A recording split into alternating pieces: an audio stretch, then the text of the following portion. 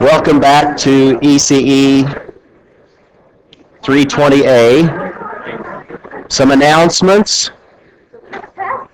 You do have a test in 2 weeks.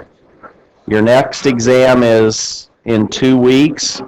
Homework number 7, it hasn't yet been updated on the different websites, but it's updated here. I need to adjust the due date for homework 7. I'm letting that go a long way forward, 1 week from when it was originally due.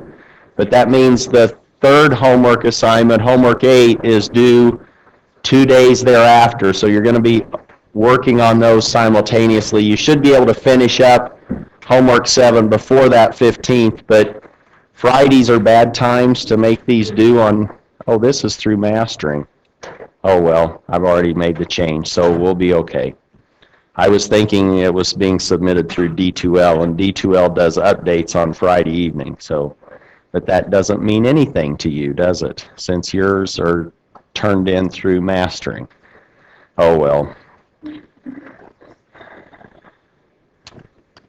Don't forget, there are supplements that I'm wanting you to look at and basically understand on the D2L website in Unit 7, dealing with convolution. And tomorrow's office hour, that is normally from 2 to 3, has been rescheduled for 11 to noon. That's just for this coming Friday. Today we have quite a few things I hope to get through. We'll work through a convolution example. We've already learned how to flip a waveform. Now we need to slide it through the other one and see what kind of overlap patterns exist or come into play, and that will allow us to produce the complete response or the total response of our input to output. Here's something that I hope you never make this error in front of another engineer, is multiplication in the frequency domain is not the same as multiplication in the time domain. So multiplying transforms in the frequency domain does not imply that you would multiply the impulse response with the input.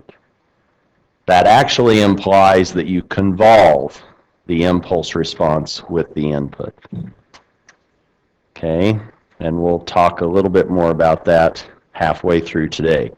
Then we will get into elementary filter design, and that's a way to illustrate passive and active transfer functions. We will then talk about how does a system respond, and that's maybe connected then to the S-plane diagram or S-plane design. Sinusoidal steady-state response, that's section 13.7 in the textbook. We'll make our way to that, and then if everyone has their drafting instruments, we will be able to do graphical determination of h of j omega. So hopefully you have your protractor, your ruler, your straight edge, your t-square, your dividers. No, as long as you have equal axes, horizontal and vertical, and you can sort of eyeball things, you at least have an intuitive feel for what these magnitudes and angles need to be. And that's what I'm hoping to get across to you via graphical evaluation of this transfer function h along the imaginary axis. That's really what I'm meaning when I say h of j omega. You're now walking up that imaginary axis and looking at what does the magnitude and phase look like for h as you vary omega from 0 or from DC up to infinity or very high frequencies. Here's the example that we started with last time. We are trying to find the output from that integral. That's the convolution integral, which is really a way of computing the output of a system when the system is described by an impulse response, h, and it has an input that you're applying to that, x. You know how to do this. If h and x are Laplace transformable, you can Laplace transform those, multiply them together, and then inverse Laplace transform to find little y of t. Here is a way to do it in the time domain, and this has applications many different places, not just for this class, for this lecture. You can see this in optics, you can see it in signal processing. Convolution is used in a lot of places. Okay, you can even do deconvolution, which means maybe you are measuring the output and maybe you know the system's response. You can now identify what was sent, what was the input signal to that system that produced that output and had that particular system response. Today we are going to go in the forward direction. It's convolution. We want to know if we apply this square pulse, x of t, to a system that has an impulse response of h of t, what's the resulting output waveform going to look like? Will it look like x of t, or will it be a little bit different, or a lot different? And what is h of t representing in this particular case? Or what could it represent? It's the impulse response. That's what the system does when you hit it with an impulse. And in this case, how elaborate is that system? Or how big is that system? It's a decaying exponential. You have how many modes? You just have that one exponential mode, e to the minus 2t. That's coming from one pole, or you have a first order system. This could be a first order low pass filter's impulse response. And now if you applied a low pass filter to x of t, what's going to be the y of t? That's really what we're asking. If you low pass filtered x of t, what's going to happen to y of t? And now you want to start thinking or gaining some intuition on this problem. If you now low pass filtered this square, this pulse, you're now taking away some of the high frequency content in that signal. What do you think you should be seeing for y of t? Just, let's say, sort of qualitatively. Will you see a very squared output? The high frequencies are actually taking away some of that sharpness in this signal. The high frequencies give you those very square corners. We are filtering those out. We would expect to obtain some rounded version of this x of t. That's what I'm trying to get you to think about or see. Let's go through that process and try to obtain a result that seems consistent with that qualitative thought or that behavior. And you can do this by either flipping and sliding the impulse response or the input. Here I'm going to flip and slide the input because that's pretty easy to flip. The magnitude doesn't change as a function of time, or in this case as a function of lambda. That's a clean one to sort of flip. And what does h? We need h of lambda. We have h of t. What's h of lambda?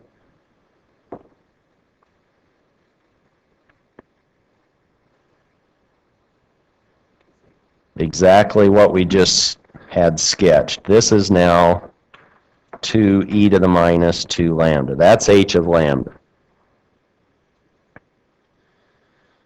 And I like to have you actually go through creating x of t minus lambda in 3 steps, just so that you understand what the steps are. If this is now lambda and this is x of lambda, this better look identical to what you had for x of t. Now the next piece of this process of generating or ending up with x of t minus lambda, we need to find x of minus lambda. Now we just rotate that picture or that waveform around the vertical axis at lambda equals 0. And that will give us x of minus lambda.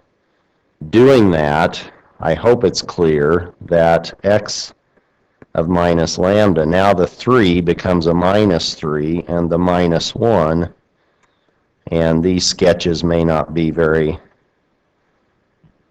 or scaled very properly, but that's now plus 1 and this is still 5. Is it clear where x of minus lambda is coming from?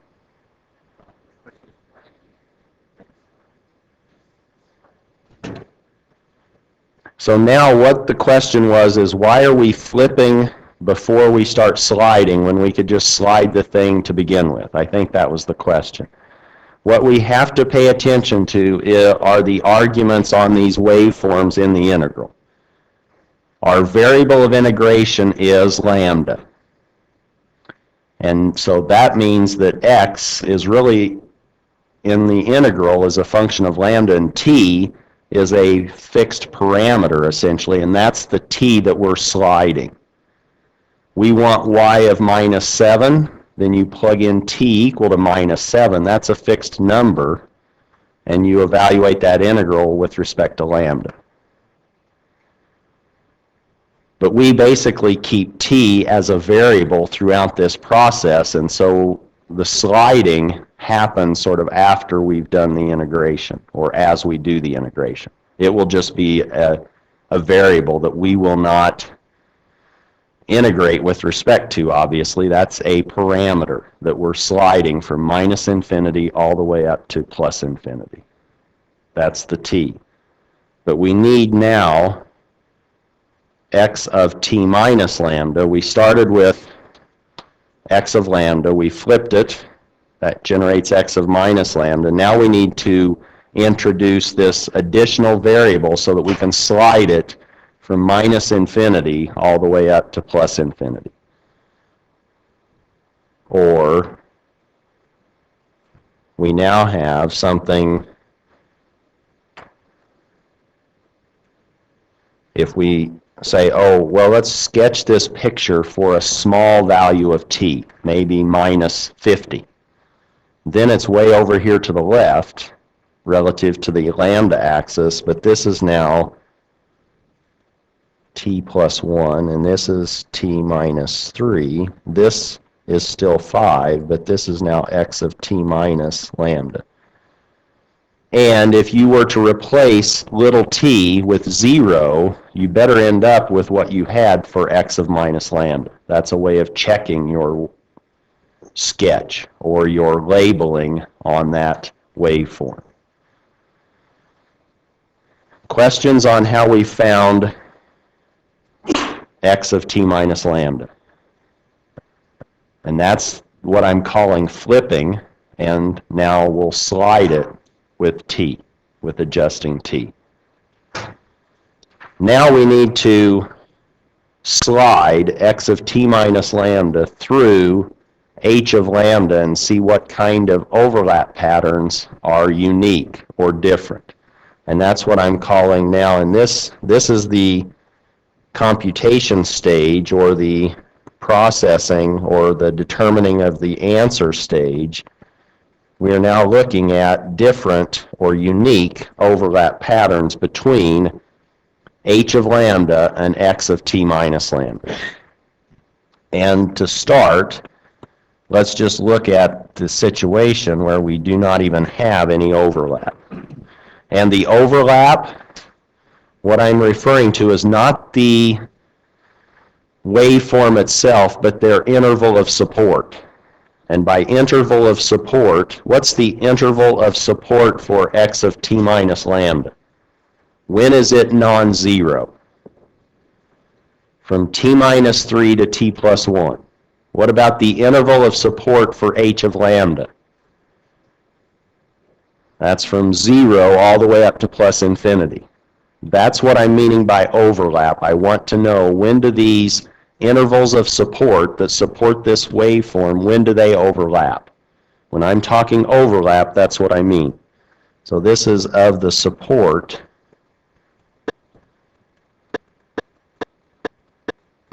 interval. Meaning, let me maybe draw a picture. If I now had this blue waveform,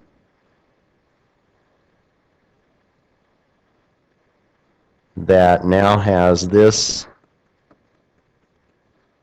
interval of support, and now maybe I had this waveform, you go, no, those don't overlap.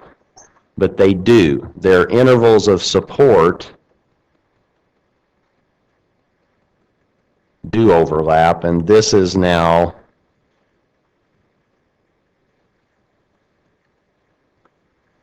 the overlap that I'm referring to. So these don't have to be on top of each other in terms of they don't both have to be positive, they don't both have to be negative. One can be positive and negative. I'm looking for when do their support intervals overlap. Is it clear what I'm meaning by overlap?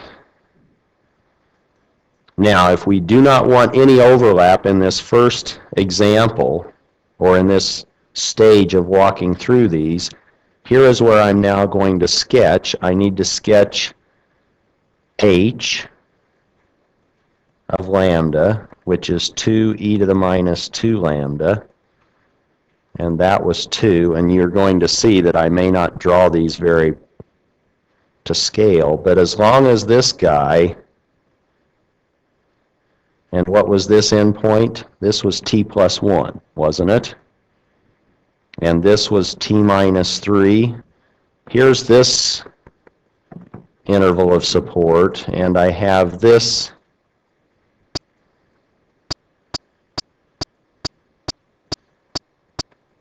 and I'm not going to go all the way to infinity. We don't have that much time, okay?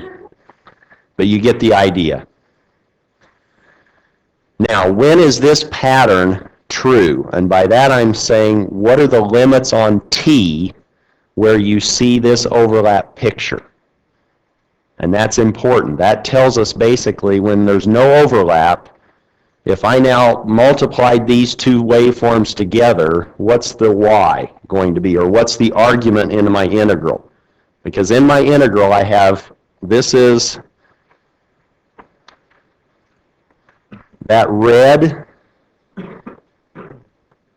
is this, and now I'm multiplying that by the blue. Do I get an answer? The answer is yes, but what is the value of that answer? So if I now multiplied, and here what you're saying is when I do not have any non-zero value, what's the value of this red? It's 0 from t plus 1 all the way up to positive infinity. And so now I'm multiplying that red times the blue. What am I getting? 0. Does everybody see that? This now gives me an answer, an output, y of t is equal to 0 for what values of time? So this is what I want you to be clear on. This is now going to occur, or this pattern occurs as long as that right side of x, which is t plus 1, as long as that stays less than 0, or that's really saying as long as t is less than minus 1, I now have y of t is equal to 0 for t less than minus 1. Is it clear where that came from? In that overlap pattern, I didn't have the waveforms overlapping. There was no overlap there, and that's the overlap of their support intervals. So that if I multiplied those two waveforms together, it's 0, and if I integrate 0, I get 0, and that's my y. And that picture is true as long as t plus 1 stays to the left of 0. All right, let's look at a more interesting pattern, overlap. And I'll call this pattern 2, and we'll say it's the partial overlap.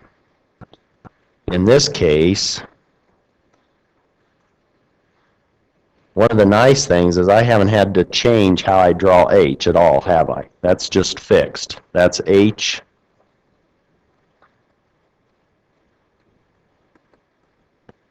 of lambda. But now I'm wanting to push that x beyond where it was a little bit, but not too far, because I want this pattern is going to be different than the pattern when t minus 3 actually goes all the way through 0.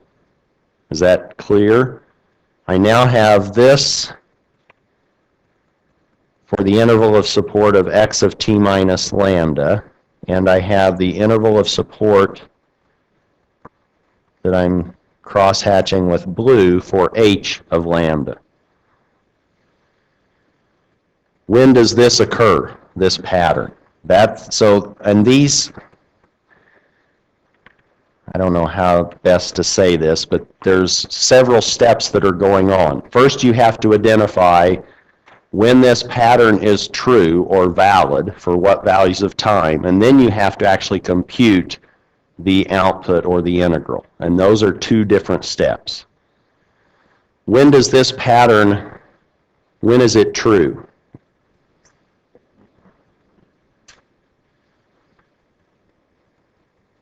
What do we need on t plus 1, the right side of x of t minus lambda? What do we need it to have? It needs to be bigger than 0, but we also need t minus 3 to be somewhere, and that has to be less than 0. So the combination of those, if we combine those, we know that this overlap picture or pattern is true as long as t is bigger than minus 1. That's coming from the left one, or this first one that we wrote down, and then it's going to be less than 3.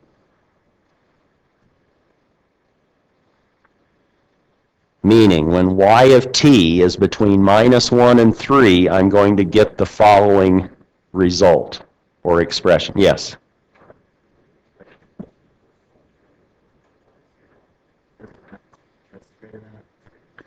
Okay, so the question was, does it matter if it's greater than or equal to? And typically, I will assign one of these to one or the other. This should be a continuous waveform for y of t.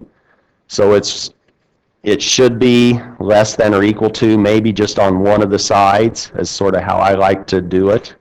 And here, thanks for reminding me, I'm going to say before it was for values of t less than 0. Now let me say it's greater than or equal to 0.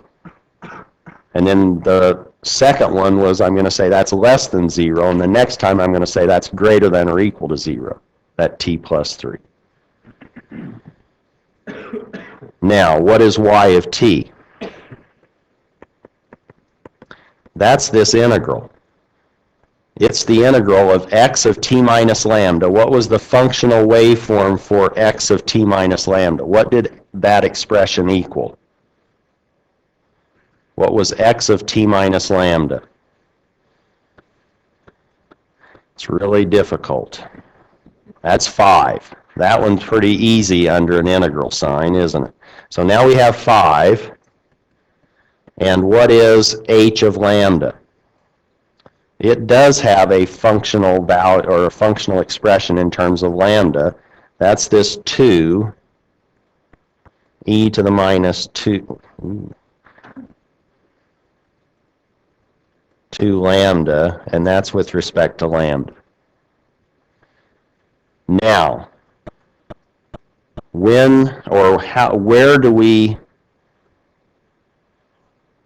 do we assign the limits on our integral? Now, here's where I want you to be clear. This overlap picture, if we now wanted to find y of t, I'm now multiplying this with this. I'm multiplying this with that. Oh well. That with that, that with that, and then I'm integrating that product. When is that non-zero? When do I have that? here is the interval of lambda where that's going to be evaluated over. It's going to go from not -1, but in fact 0. And then it will go up to t plus 1. And the t, that's true as long as t remains between -1 and 3. So the limits on my integral are going from 0 to t plus 1, and those are obviously not the same as when this is true for t. Question? Yeah, why do we put the limit as, like, why do we kind of say that it has to be less than? Because technically what we have, if this like this decay function, so why, so we have, so like, that. So we are not finished with the overlaps. So we could have a lot of different overlaps. The question was, I'm paraphrasing, but why did we stop at 3? We haven't stopped yet. This is just, what I'm doing is I'm trying to, this is a slow process if we started all the way at -infinity with t and worked our way up to plus infinity, but what I'm trying to do is I'm kind of trying to slide that up until I see a unique overlap pattern, and then I stop and find the y for that overlap pattern. Here I stopped as long as t plus 1 was less than 0. Then I slid it a little further and I said, oh, here's a unique pattern, and it will stay this way as long as t minus 3 stays to the left of 0. But once that crosses 0, then I have a different picture, and I'll have a different integral to play with. Now, I'm going to assume that you can do this integral. That shouldn't. All right, if you were lucky and you had a calculator, your calculator can evaluate this integral, but you should still be able to evaluate this integral. Evaluating the integral, you end up with 5 times 1 minus e to the minus 2 t plus 1. And when is this expression for y of t true or valid? For what values of time? That's what we determined initially. When is this overlap pattern true? It's as long as t is between -1 and 3. Now we have y of 0, or y equal to 0, then we have y equal to this expression, and now we need to keep going. And because right now we've only gone to t equal 3, we need to go all the way to infinity. We came up all the way from -infinity here. T is from -infinity up to -1. Now we need to go to a third overlap pattern, which I'm saying is a total overlap. In the total overlap, what does our picture look like now? How has h of lambda changed? It hasn't, has it? It's still 2 with, oh, obviously it did change with me drawing, but it's not supposed to. It's supposed to be the same, and don't hold me to that picture being the same. But functionally, I can make it the same. It's 2e to the minus 2 lambda. Now, what does our x look like? This is h of lambda. For x to be a unique picture, or for x to be slid such that it gives us a different picture, now we need this endpoint to keep moving to the right, but we needed this leftmost endpoint of x to slide beyond 0 for lambda. And now what we have to look at is we have this is our interval of support for the h. Here is the interval of support for x of t minus lambda. And we now need to integrate to find y where we have this cross-hatching occurring.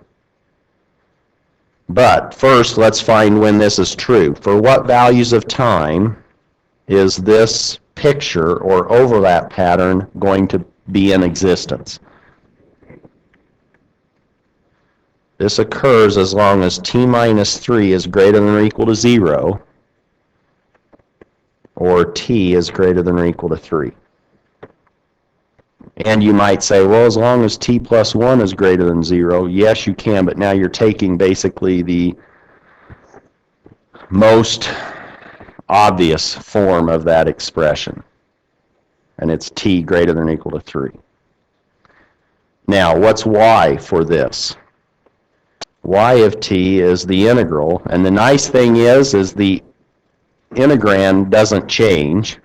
We still have x of 5. We still have our h of lambda, which is 2 e to the minus 2 lambda d lambda. What's going to change are these limits on the integral, which are 3 to infinity. Not, okay, just making sure it's not where this is true. This is true as long as t is bigger than 3. But what are the lower and upper limits on lambda? Here, let me put it in here. It's now going from t minus 3 to t plus 1. Those are actually functions of t.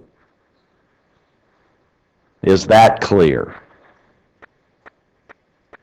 The integral is exactly what you computed in the last overlap, but the evaluation at the upper and lower are different. Once you've now performed the integration, you can write that same result, just evaluate it at different limits, and you end up with 5 e to the minus 2t times e to the 6 minus e to the minus 2. That's written a little bit further down, but I wanted to factor out my decay amount, which is e to the minus 2t. And when is this y of t valid?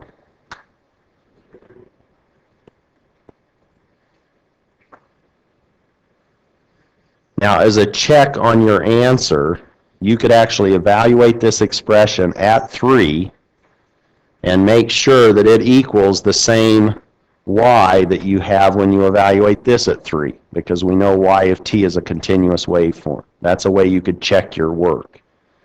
Let's now write down what we've concluded. Here is our answer. Our answer for this, what are we doing? We're low-pass filtering a pulse. And that produced 0 as long as t was less than or equal to minus 1. And does that make sense? In this original problem, when are we energizing our system? At what point in time? We start exciting the system with this pulse at minus 1. So we wouldn't expect an output before that, as long as we have a causal system, as long as our h was starting at 0.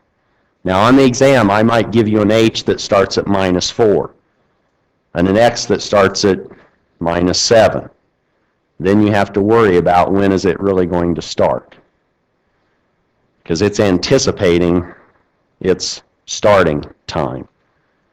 But here, it was 0 as long as t was less than 0. It was 5 times 1 minus e to the minus 2 t plus 1 for minus 1 to 3. And then it was 5 e to the minus 2t e to the 6 minus e to the minus 2 for t greater than or equal to 3.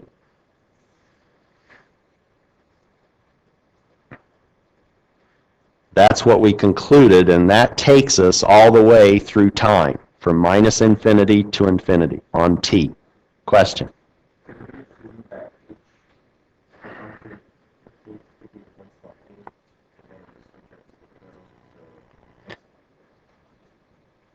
Yes, so now what you can do, the question was, does it matter which waveform we slide? flip and slide, and no, it doesn't. This is the same as an integral from lambda equal minus infinity to infinity of x of lambda h of t minus lambda d lambda. It's just now, if you flip and slide h, now this exponent gets t's and lambdas in it, and that made my head hurt. So I didn't do it. Okay? But you can. And you'll get exactly the same answer. Now, you may not get the same overlap patterns. You may not get quite the same limits on your integral, but when you end up with the answer, it better be exactly the same as what your friend did doing the other one. Is that clear? Now, does this look like what we started with for x? Here's t.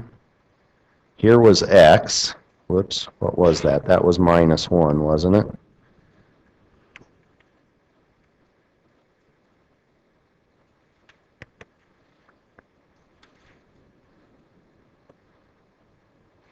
This is our x of t. What's y of t look like? Is it identical to that? Is it 5 from minus 1 to 3? By inspection, does that look like it's 5 from minus 1 to 3? No. But what is that middle term? It's 0 before minus 1.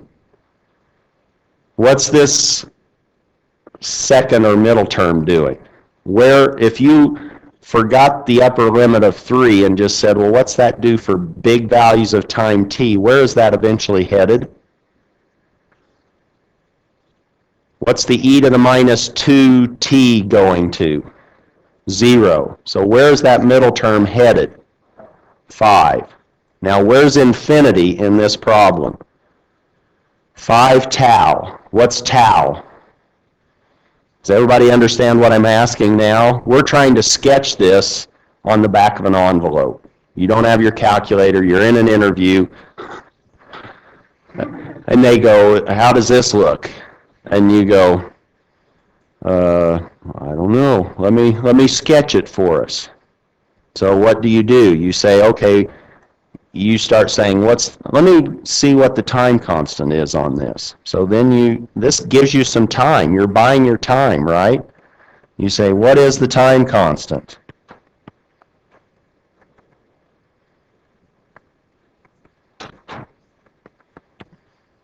What is the time constant? Well, in that middle term, we have e to the minus 2t sitting in there, don't we?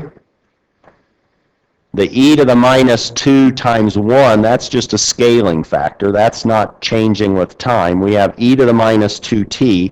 How do we find the time constant from that exponential?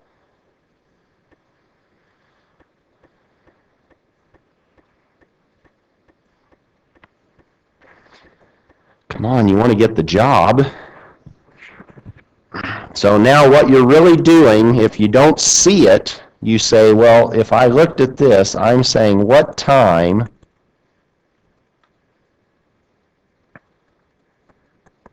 does the exponent equal 1? Here I'm not worrying about the minus sign. I'm really saying e to the minus 1. But this is now saying I'm looking for e or 2t and what time, I'm going to call that special time tau. What time tau does that equal 1? And now if you solve that for tau, you get 1/2. And now our infinity are 5 of those. So now our settling time, so now we're introducing, have I talked about settling time before? That's our infinity. Settling time is now 5 tau. That's 5 of these 1/2, or that's 2.5 seconds. So the middle is going to be 5 approximately after 2.5 seconds after it starts. Do we have 2.5 seconds between -1 and 3? Yes, so we're actually going to get to 5 before we finish this middle piece. Is that making sense? If we're drawing this, where are we saying infinity is on the time axis? It's at 1.5, right? That puts us 2.5 beyond, so here's 1, here's 2. Let's say this is now 1.5, so we should hit 5 right there. This should be doing this, and then it goes like that. Question? Is the time constant always like is our exponent? Yes. So the question was, this time constant, was it just special today that it was did we have a daily special and today it was 1 and tomorrow it's going to be 3? No. It's always going to be 1. With all of these exponents, we have e to the minus 6t, e to the minus 8t, e to the minus 10t. We would be looking at each of those time constants, and then we would pick the longest one. That's the dominant constant. Here we just have the 1. Does that answer? So we don't have to worry about that 1 changing. That 1 is, when do we get to basically e to the minus 1? That's 1 time constant into our response. Where was I? There's y of t. Now what do we want? What happens beyond 3? Does it just keep going flat? Is it still at 5? Now it behaves like that third row in our expression. Where is this going to end up for big T?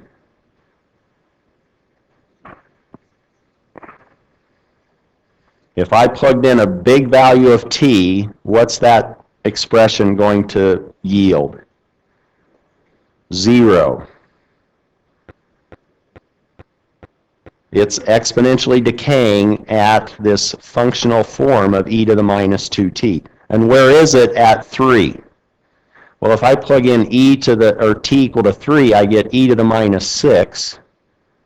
So now I have e to the minus 6 times e to the 6, which is what? 1, minus e to the minus 6 times e to the minus 2. E to the minus 8, forget it, that's small. So I have 5 times 1, I'm starting at 5. Yay! That's where I am, right? From this middle equation, or the middle row. Now, where do I get to 0? When do I get to 0? At what time? 5 tau, which is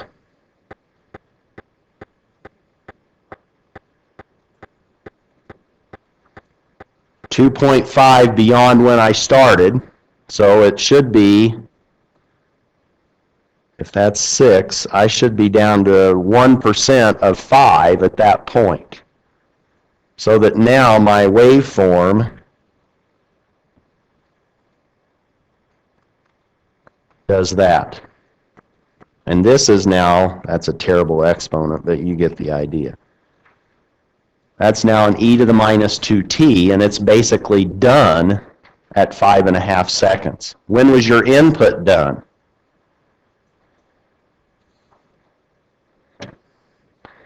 When was the red curve finished? 3. So we had some memory, didn't we? This has some memory or some storage. It was a capacitor. This was a low-pass filter. It's shaping this square wave pulse. Does that black shark fin look like a square pulse? Not really. Sort of. It kind of goes up and then it goes down, so it's close. If we had a low-pass filter that had a higher bandwidth, what would H look like? What would H of, wow, where am I? H of T. If I had a pole that was further out into the left half plane at minus 10, what would this H of T look like? It would be 10 e to the minus 10t. This one had a pole at minus 2, didn't it? So this was 2e to the minus 2t. Now I would have a 10e to the minus 10t. How does 10e to the minus 10t look relative to that? Does it look more impulsive or less impulsive than this one? More, doesn't it? What's an impulse? Right? It's huge, right at 0. And that's kind of what we're approaching as we, make the bandwidth of that low-pass filter wider. If we made H be more like 10e to the minus 10t, can you visualize what that shark fin is going to do? Pardon? You hiccuped. Okay. This is like the movie Jaws. What's that shark going to do? Dun, dun, dun, dun, dun. Is it going to be more or less like this pulse?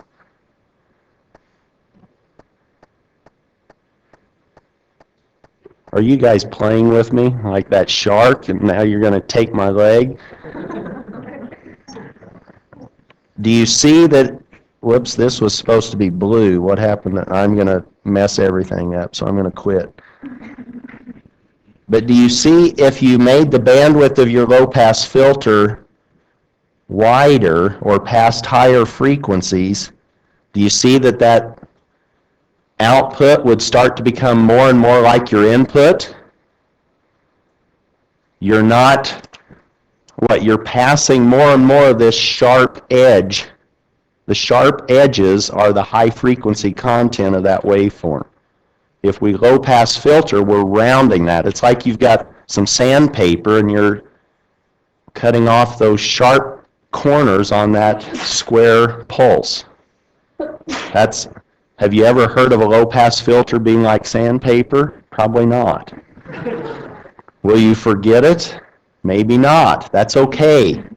Now you'll remember if you have something that's sharp and you're low pass filtering it, you're smoothing out that sharpness. If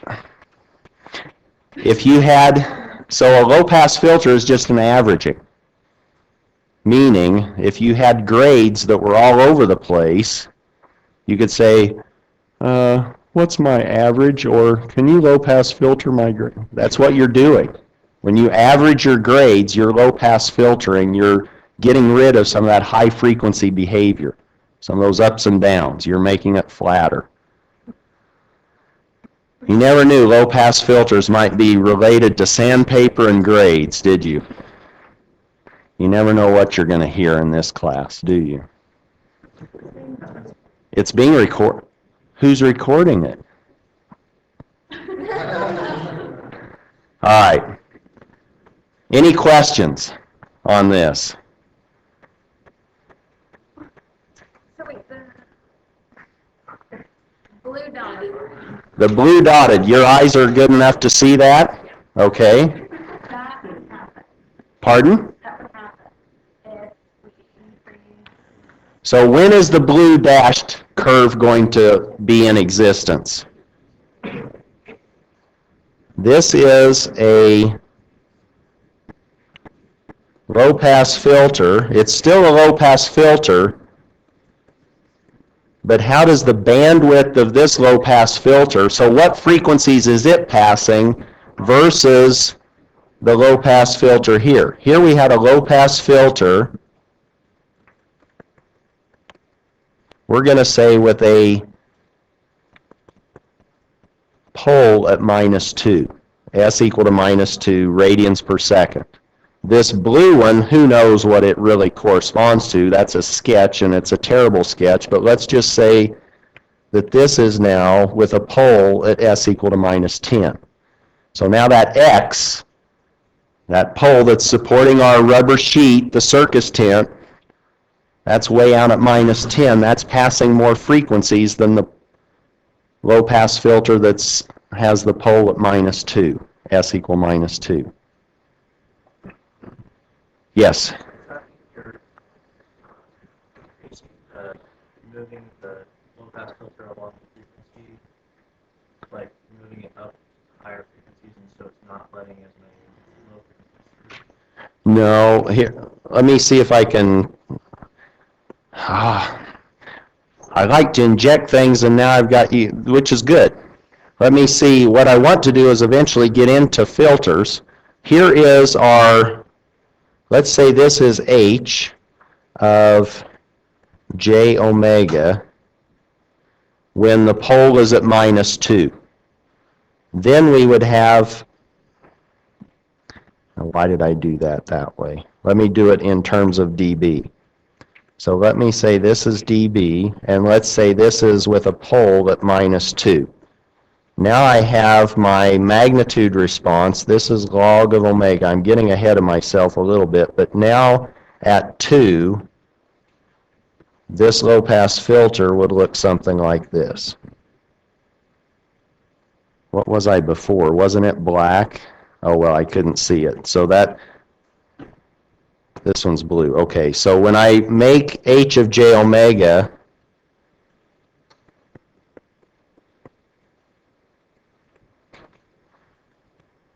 have a pole at -10, now it goes out to 10 and passes those frequencies, and then it goes down.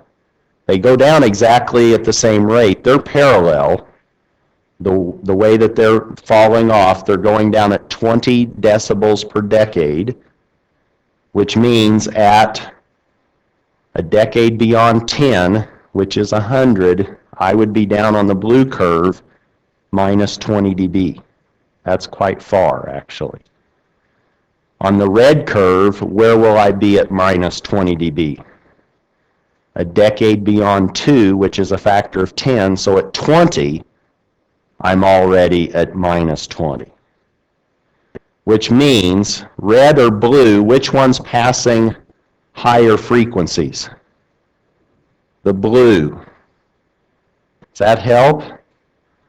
So this is a frequency domain picture. This has nothing to do with time other than the waveforms are now, if you have waveforms that are frequency content of 10 radians per second, those will get passed more favorably by the blue filter than the red or black filter.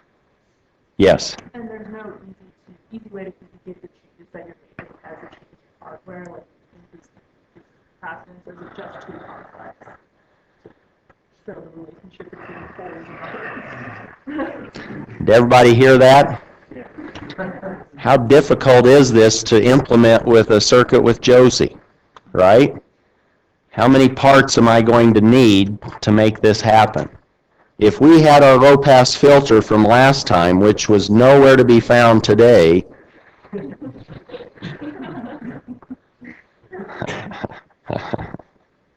but I can find it somewhere. Oh my, I could have drawn it faster, but I just wanted to show you. Oh my goodness. There. Well, that's even. Let's just go keep going. How many parameters do you have? 2. So you can't be playing with too much. You could get a different capacitor. What are you trying to do? You're trying to change your time constant, your RC product. So you could fix your R and change your C. And you would just need 2 capacitors. Plug one in, you have a bandwidth of 2. Remove it, put the other capacitor in, you have a bandwidth of 10. Pretty easy, right? And what happens if you put both of them in? Now you have a parallel combination and you simply modify the C a little bit, right? So now your RC is a little different, but it's still a particular low-pass filter. Okay, so you could just find what is my parallel combination of C's. That's now my new RC. Where was I? Let me get back to today. Yesterday I was talking about Back to the Future, and I think I really confused the freshmen in 102.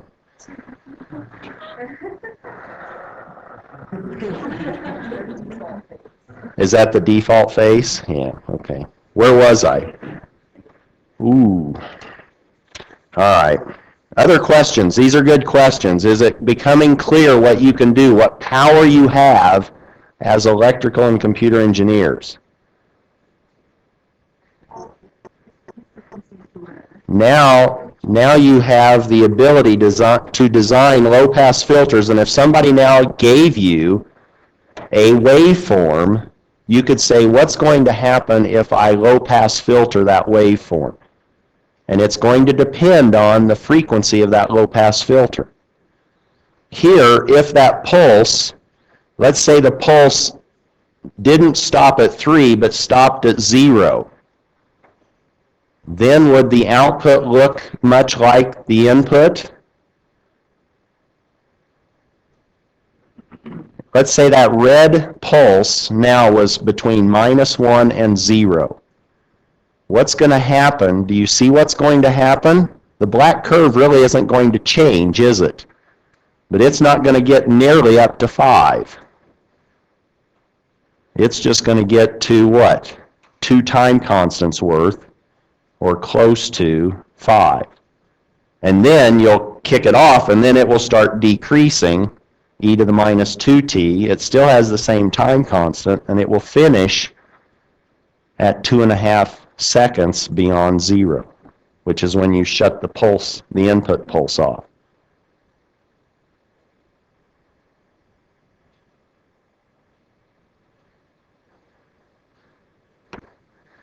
All right, may we move forward while I go back in time in my notes.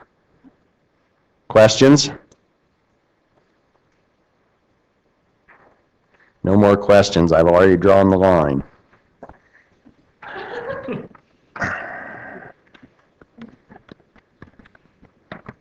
What's the observation that I want you to make today? Suppose we start in the frequency domain.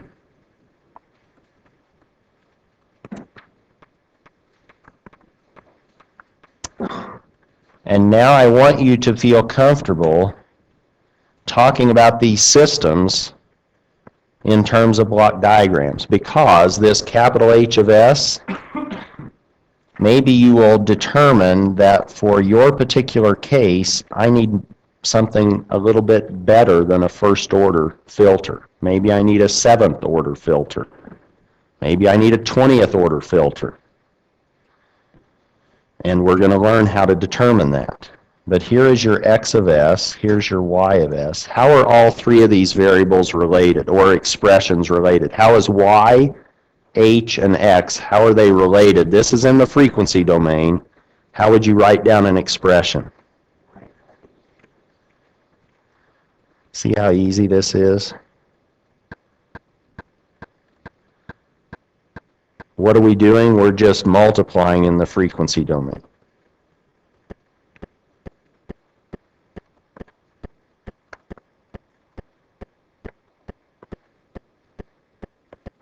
What if somebody says, well, I want you to think in the time domain? What were we just thinking in before when you were asking questions?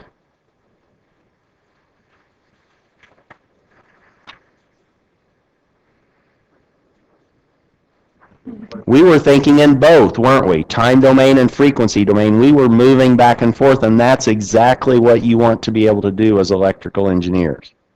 You need to be able to transition smoothly between time domain and frequency domain. You were asking, what's the bandwidth of the filter? How does that influence my output? And the output was in the time domain. Your filter had a bandwidth specified in frequency. You're now figuring this stuff, making these connections. In the time domain, here's what's,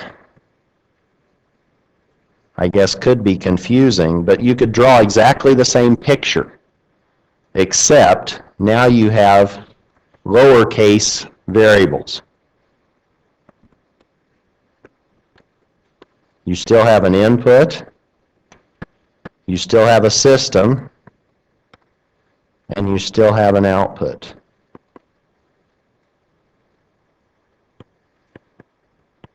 So if I was copying off of what you just told me, I would write that down. And you know that that is definitely not true, right?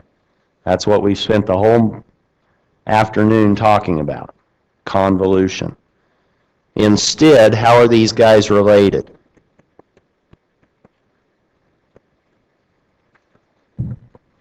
Can you now write down the y of t expression? Suppose that we energize this at 0, at time, maybe that's when our input turns on. Then we're going to have something happen at 0 to infinity, h of tau, x of t minus tau, d tau. And now, for whatever reason, I've switched my variable of integration from lambda to tau, just so that you get comfortable if somebody starts doing that on you. It doesn't always have to be lambda. But t is t in our time domain expressions. Or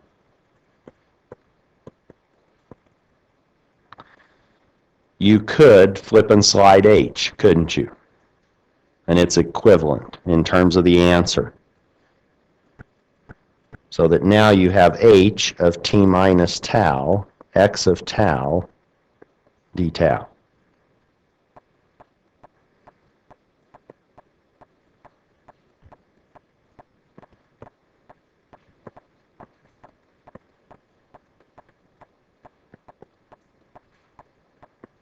And that ugly star is not a multiplication symbol, that's a convolution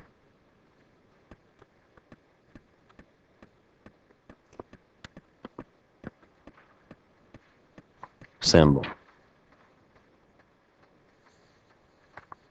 Or what's another way of writing? And so now this is why you take English 102 or 101 or whatever. How do you describe this and that in one sentence? Give me that 102 stare.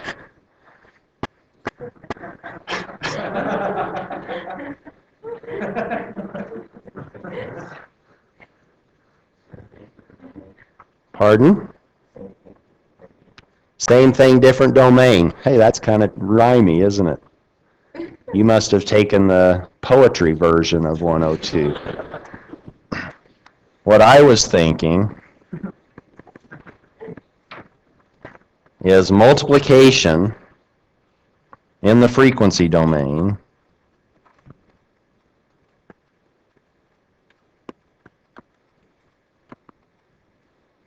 corresponds to convolution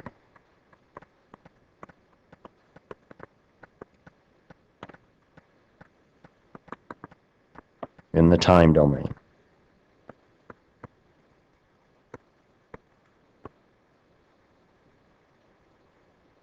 And you know how you can really make your friends' heads spin? Yeah, but there's also a duality, which means that convolution in the frequency domain corresponds to multiplication in the time domain. So there's a duality principle. But typically we talk about, you like to deal with multiplying things in the S domain here to take an H and an X, capital, and generating a capital Y. That's equivalent or corresponds to convolving H of t with X of t in the time domain. Yes? What do you get when you multiply H? What do you get when you multiply H of t times X of t? Where am I? ECE 320. Okay. So what happens when you multiply those together? You would get exactly what you would think here in the time domain. But now to interpret that in the frequency domain, you would take their transforms and convolve their transforms in the frequency domain. You probably don't need to worry too much about that, but here you're really just looking at how are X and H sort of correlated if you sort of multiplied those together. but you're not sliding anything, you're just multiplying those. All right, let's now talk a little bit about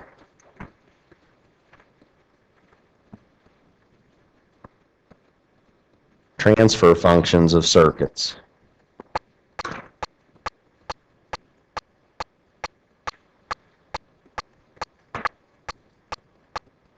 And we'll do that for both passive and active circuits.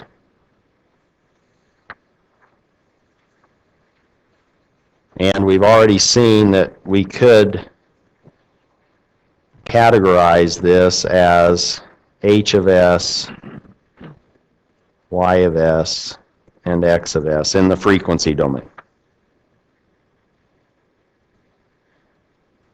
In terms of circuits,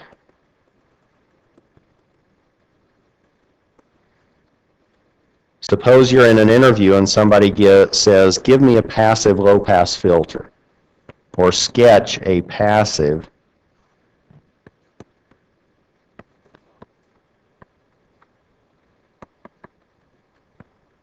low-pass filter. What are you going to sketch?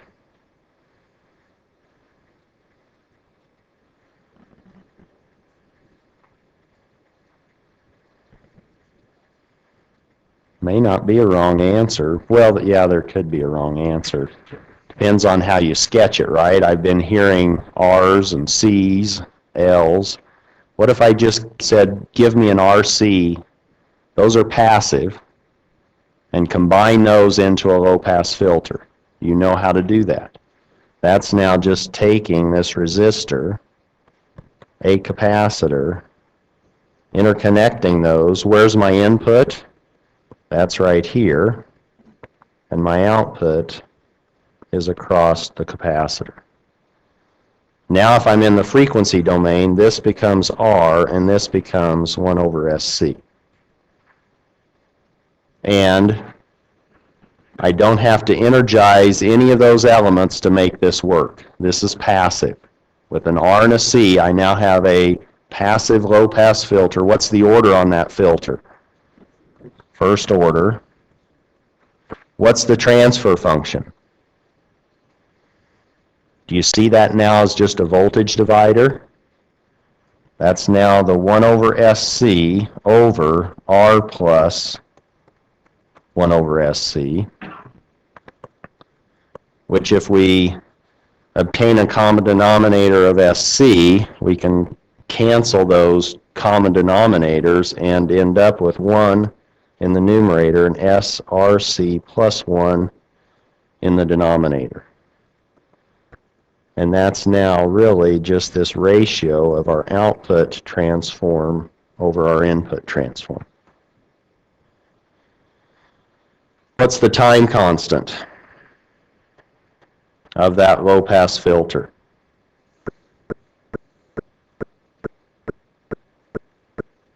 What are the units on S? Radians per second. That's a frequency, isn't it? So now I have a frequency times something, RC. And frequency, let's say, is 1 over time. RC must be a time. RC is our time constant. Tau, let's say, is RC. So we have now our time constant staring us in the face in this structure of our low-pass filter expression. And because of that, this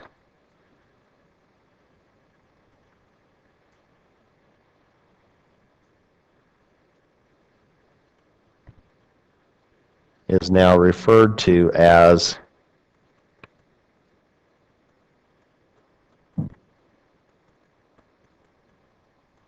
our transfer function written in time constant form. What if I said, well, can you write that in pole zero form? The transfer function. How would you reshuffle, or what could you do? You're not going to change the behavior of that transfer function at all. You're just rewriting it in a slightly different form. suppose that you now, instead of having RC times S, suppose you normalize S's coefficient to be 1. So I'm factoring out the RC in the denominator and pushing it upstairs in the numerator. This now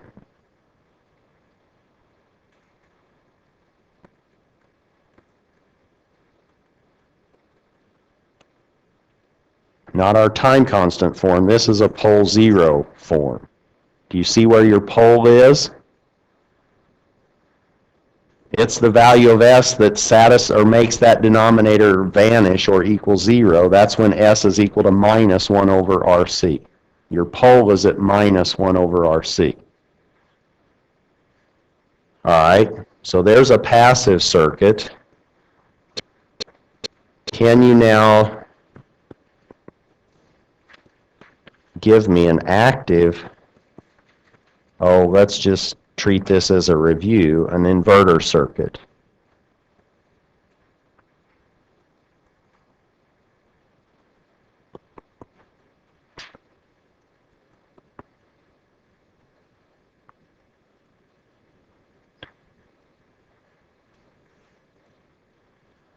Now I'm going to power my filter or my circuit. I now have an op-amp. Do you remember how this is interconnected to give me an inverter?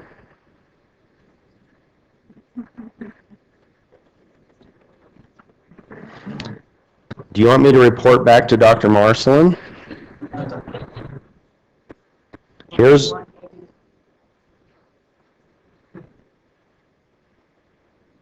You want me to give him the negative feedback? Oh, you want negative feedback in the circuit. How do we do that?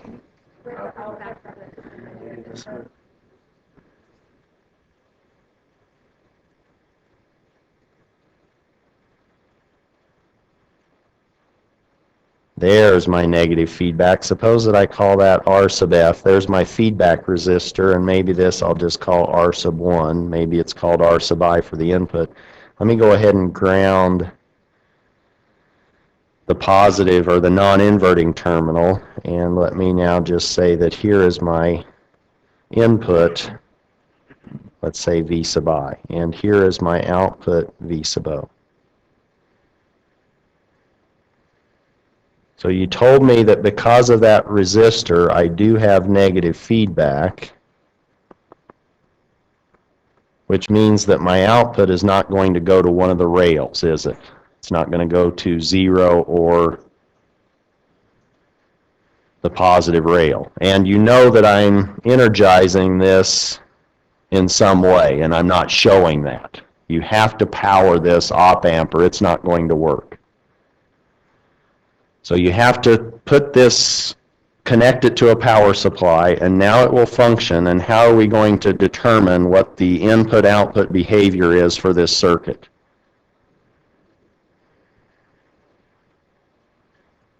Can we write a Kcl equation right there? Let me call this is my inverting terminal. I'll call that V sub N, and this is, let's say, V sub P, if I need to keep track of those. And now if I write a Kcl equation at that node, I could say, and I'm going to do this in the frequency domain, I now have V sub N minus capital V sub I all over R sub 1. That's the current going here. What's the current going here? That's V sub N minus V naught over R sub F. And what's this current right here? That's 0, isn't it? So now we have all of that equaling 0. But for the way I've configured this, what is my non-inverting terminal voltage? 0. And how is that related to V sub n? They're the same because of the negative feedback, right? It's an ideal op amp with negative feedback. So V sub n and V sub p, there's very little difference between those, right? V sub d is 0. So that now we know that V sub n or V sub p is equal to V sub n, and those are equal to 0. Solve that out. This one's going to 0. This one's going to 0, and you end up with V naught over Vn equaling minus R sub f over R sub 1. There's our inverting active,